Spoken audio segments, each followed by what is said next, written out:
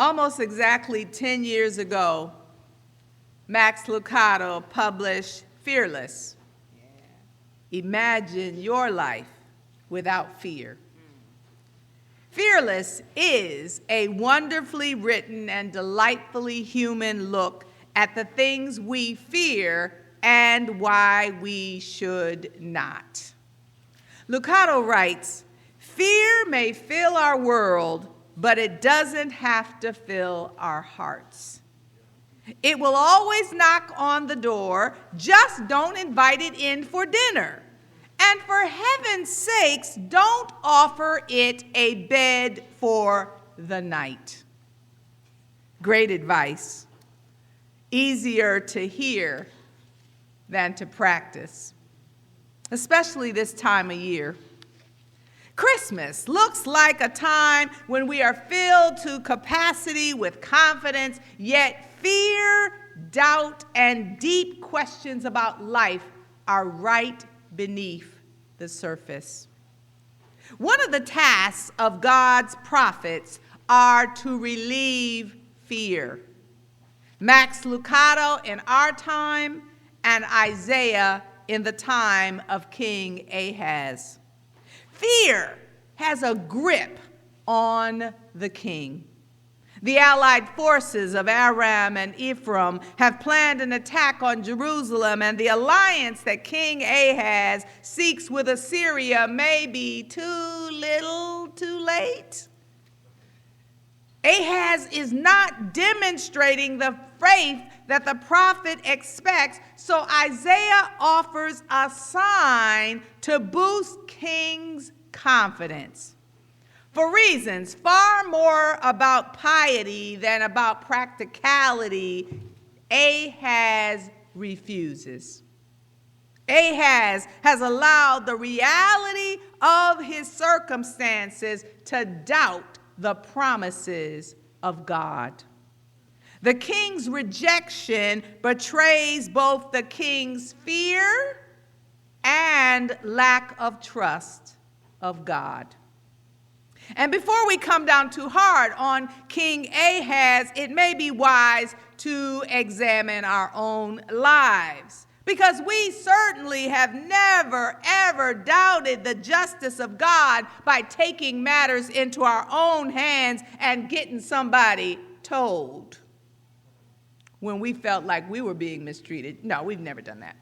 And we have positively never doubted the wisdom of God by choosing to walk away from an assignment to help, to assist, or to guide a person in need. And we have absolutely never gripped with so much fear that we hid or armed ourselves for a fight. Good news. God does not wish King Ahaz to fear. God does not wish us to fear. So God offers a sign despite our doubts and despite our fears. A young woman will give birth to a son whose name will be Emmanuel, God with us. This is the great sign of God's promise. The sign, despite the king and our refusal, is God showing us God's great, steadfast faithfulness and grace. Because as the child is named, so is God with us in judgment and hope. God has used the birth narrative to bring hope to God's people before. Think about the barrenness of Sarah, Rebecca, Rachel, and Hanna. Each woman yearned for a child. Each was unable to conceive without God's help. Each represented the barrenness as the way of human history. Each shares the story of God's family attempting to live a life in a situation of irreparable barrenness and hopelessness. As barren people, there is no human power to invent a future. Yet, the marvel of the biblical narrative and biblical faith is that barrenness is the arena of God's life-giving action. God speaks a powerful word, changing the barrenness of fear into the joy of hope with the promise of a child. The child's name, God with us, reinforces the divine promise to deliver the nation and each of us from our enemies. So in the secular world, we wish for a sign. The sign we wish for is the form of a new leader willing to make a difference. And just as in the time of Isaiah, there's a gap, a really large gap, between the reality of the world where we live and the world that ought to be as God desires. We want leaders, politically, socially, and economically ready to fight for justice for all and to stand against the powers of wickedness. Even so, this child is not going to come fully grown, dressed in military gear, and suited from head to toe in armor and protective clothing. Emmanuel comes to bring peace. God's promise is wrapped in vulnerability and will grow to know evil and good and will choose good. Today, we are asked to trust God. We are asked to consider the ways that God has been faithful to our families in small and in large ways. We are asked to consider the ways that God has been faithful to 4th Avenue, to the city of Ottawa, to our country, and to our world. Deeds of kindness and love are all around us in the gifts of strangers, to the emergency shelter that we have here at 4th called Haven 2. We got 4 new rollaway beds, bags and bags of underwear, socks and cash contributions to boot. God is faithful. I am indebted to Patrick W.T. Johnson for pointing me to a book that now I must read. The book is entitled Silence by Sushaku Indu. In the novel, Indu is said to offer a profound understanding of God's graciousness and unexpected presence with us. It's a fictional account of a persecution of Christians in the 17th century in Japan.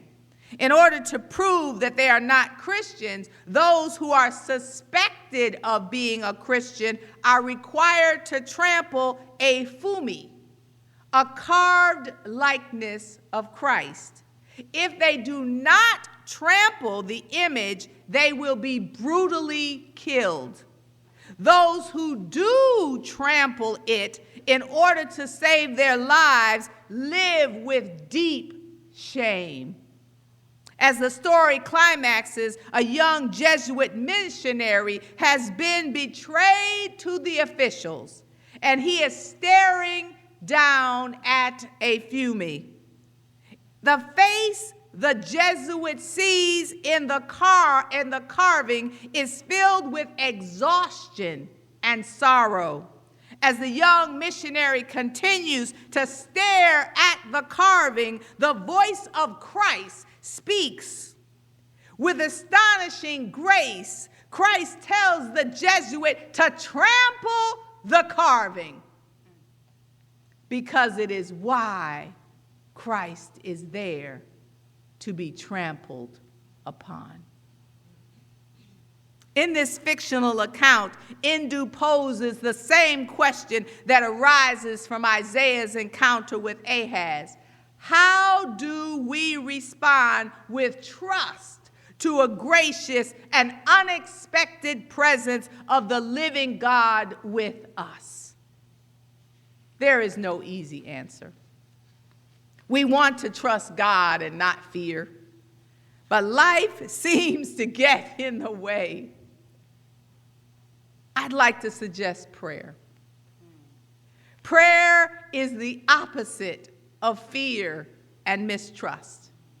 Even when there aren't words that come out, there's only cries and moans.